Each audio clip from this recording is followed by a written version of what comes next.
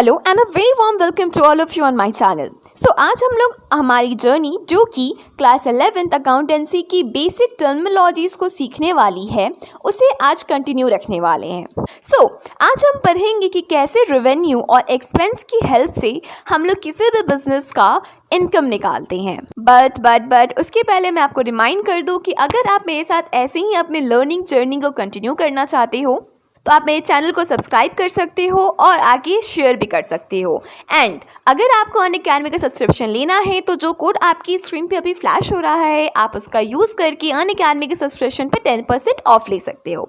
सो चलो फटाफट से अपने वीडियो को स्टार्ट करते हैं। ओके देन चलिए एक बात बताइए कि आपके आसपास जो भी गुड्स हैं जो आप यूज़ करते हो अपने लाइफ में, क्या वो अपने ओरिजिनल स्टेट में है? एक एग्जाम्पल के थ्रू मैं आपसे पूछती हूँ, आपने कभी ना कभी अपने लाइफ में बुक्स और कॉपीज़ तो देखी होंगी, देखी है ना? ठीक है, तो क्या बुक और कॉपी स्टार्टिंग से बुक और कॉपी ही थी? उसका ओरिजिनल स्टेट बुक और कॉपी ही है? जी नहीं, ओरिजिनली वो क्या थी? ट्री। फिर ट्री के साथ प्रोसेसिंग करके उससे पेपर बनाए गए, फिर पेपर को स्टेपल करके हमारी कॉपीज़ बनाई गई और पेपर को प्रिंट करके हमारी बुक्स बनाए गए। राइट, सही है ना? ठीक है, तो अब ये कॉपी बनाने में कोई ना कोई खर्चा तो लगा होगा इंडस्ट्री और फैक्ट्री को, है ना? फ्री में तो नहीं बन गई होगी।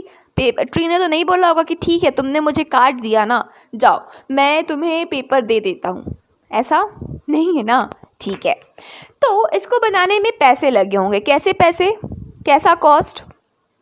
अब ये जो पेपर बना वो कहीं ना कहीं किसी ना किसी इंडस्ट्री में बनी होगी, है ना? तो इंडस्ट्री बनने के लिए क्या चाहिए? ज़मीन, उसको ख़रीदने के लिए पैसा लगा होगा, बिल्डिंग बनाने के लिए पैसा लगा होगा, फिर मशीन्स खरीदने में पैसा लगा होगा, मशीन को चलाने के लिए इलेक्ट्रिसिटी के लिए पैसा लगा होगा, फिर वहाँ पे वर्कर्स रखने के लिए उन्हें पैसा देना पड़ा होगा इंडस्ट्री और फैक्ट्रीज़ को, है ना? और भी बहुत सारे एक्सपेंस किए होंगे उन्होंने, जिसके बाद जाकर फाइनली हमारे पास ये papers in the form of copy और बुक पहुँची, है ना? तो जो ओरिजिनल कॉस्ट है इस कॉपी को बनाने का, फैक्ट्री के पॉइंट ऑफ व्यू से मैं बात कर रही हूँ, ठीक है? मैं बता दूँ, आपके पॉइंट ऑफ व्यू से नहीं, फैक्ट्री के पॉइंट ऑफ व्यू से। फैक्ट्री के पॉइंट ऑफ व्यू से जो ओरिजिनल कॉस्ट है इस कॉपी को बनाने का वो होता है उनका एक्सपेंस, यानी उतने पैसे उन्होंने खर्च किए होते हैं उस कॉपी को बनाने में, ठीक है? और आप अपनी कॉपी को टर्न करो, लास्ट पेज, एकदम कवर वाला जो पेज होता है ना, लास्ट वाला, उस पर जाके देखो, उस पर लिखा होगा MRP बड़े बड़े शब्दों में, और उस पर कुछ ना कुछ नीचे प्राइस लिखा होगा, राइट? 75, 85, 100 ऐसा कुछ, है ना? 35 ऐसा भी क्लासमेट के कॉपीज़ में, ठीक है? तो MRP का मतलब क्या होता है? MRP का मतलब होता है मैक्सिमम रिटेल प्राइस। क्या होता है? मैक्सिमम रिटेल प्राइस, यानी उस कॉपी को उतने प्राइस पे हर रिटेलर को बेचना है, ठीक है?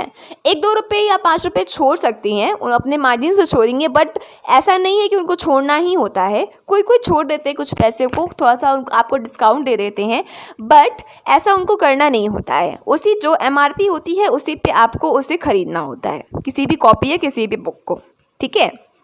तो ये जो प्राइस उस पर लिखा हुआ है जो कि आपसे लिया जाता है, वो प्राइस जो कि फैक्ट्री और इंडस्ट्री कॉपी पे प्रिंट करती है, जो प्राइस आपको पे करना होता है, वो उस फैक्ट्री और इंडस्ट्री के लिए रेवेन्यू होती है। क्या होती है? रेवेन्यू। शॉर्ट में बोलूँ तो जो पैसा एक कॉपी को बनाने में लगता है उसे एक्सपेंस कहते हैं, और जो पैसा इंडस्ट्री टाइप करके देती है, प्रिंट करके देती है कॉपी के पीछे, जो वो चार्ज करना चाहती है, वो उसके लिए रेवेन्यू होता है, ठीक है? अब जैसे कि एक मैं मेडिसिन की बात करूं तो कोई भी जो मेडिसिन होती है उसके अलग अलग मैन्युफैक्चरिंग कॉस्ट होते हैं और अलग अलग रिटेलिंग कॉस्ट होते हैं। एक एग्जांपल लेते हैं कि सपोज़ कीजिए कि एक मेडिसिन है, उसका जो कॉस्ट है ओरिजिनल कॉस्ट, यानी उसको बनाने में जो मेडिसिन की फैक्ट्री है उसका एक्सपेंस जो है वो 5 रुपीज़ होता है, बट वही मेडिसिन को रिटेल प्राइस पे, मैक्सिमम रिटेल प्राइस MRP पे हमें 20 to 25 रुपीज़ में सेल किया जाता है। समझ रहे हैं? तो ये जो 20 to 25 रुपीज़ में सेल किया जाता है ये उनके लिए रेवेन्यू हो जाता है, और ये सच में होता है। सिर्फ मेडिसिन के साथ ही नहीं, बहुत सारी चीज़ों के साथ उनका ओरिजिनल कॉस्ट कुछ और होता है, उसमें जो फैक्ट्री और इंडस्ट्री है अपना प्रॉफिट ऐड कर देती है और ऐड करके एक MRP डिसाइड करती है, उसी पे उसे सेल करती है, ठीक है। तो अब यहाँ समझते हैं कि इनकम क्या है। इसी रेवेन्यू और एक्सपेंस से हमें इनकम पता चलेगा। The surplus of revenue over expense is called income. यानी जब हमारा रेवेन्यू ज़्यादा होता है एक्सपेंस से तो उसी को हम लोग कहते हैं इनकम। ध्यान से, मैंने क्या बोला, जब रेवेन्यू ज़्यादा होता है एक्सपेंस से। यानी कि अगर आपकी कॉपी पे MRP लिखा है 35 रुपीज़, ठीक है, तो ये 35 रुपीज़ क्या हो गया, ये 35 रुपीज़ है रेवेन्यू फैक्ट्री के लिए, है ना। और अगर उसका ओरिजिनल कॉस्ट यानी एक्सपेंस उस कॉपी को बनाने में 25 रुपीज़ है, तो इन दोनों के बीच में जो डिफरेंस होगा उसी को हम लोग कहते हैं इनकम। और ये जो डिफरेंस होगा इसमें रेवेन्यू ज़्यादा होना चाहिए। जैसे कि इस केस में हमारा जो रेवेन्यू है वो 35 रुपीज़ है। क्यों? क्योंकि MRP है हमारी कॉपी की 35 रुपीज़, और वहीं उस कॉपी को बनाने में कितना पैसा लगा है, 25। तो इन दोनों का जो डिफरेंस है, जो सरप्लस है रेवेन्यू का हमारे एक्सपेंस के ऊपर, वो है 10 रुपीज़। और ये जो 10 रुपीज़ है ये है हमारी इनकम। क्या है हमारी इनकम। सिंपल में भी हम लोग कह सकते हैं, इसका एक इक्वेशन दे सकते हैं, वो है income equals to revenue minus expense. यानी जब हम अपने रेवेन्यू यानी जब हम अपने MRP से, हम नहीं मतलब जब जो फैक्ट्री है अपने MRP से जो उसका ओरिजिनल कॉस्ट होता है यानी जो उसकी एक्सपेंस होती है उससे हम लोग वो लोग जब सब्ट्रैक्ट कर देती हैं तो उनका निकलता है इनकम। क्या निकलता है, income. Okay, so I hope कि आपको इनकम, रेवेन्यू और एक्सपेंस क्लियर होगा।